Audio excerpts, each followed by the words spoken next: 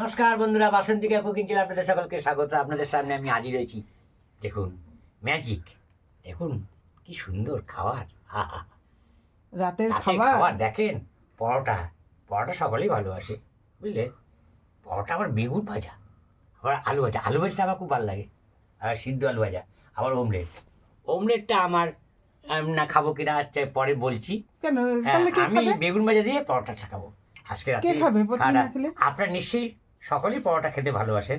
পরোটা খায় না এমন ছেলে ও মেয়ে কিংবা লোকে খুব কমই আছে, আবার তাও আবার বেগুন ভাজা দিয়ে। তো এই হচ্ছে ব্যাপার, আজকে রাতের খাওয়াটা হেভি হবে। বেগুনটা, বেগুন ভাজা দিয়ে পরোটা। হ্যাঁ, তো কেমন লাগছে পরোটা বলবেন। এখন একটু খাই, মুখে দিই।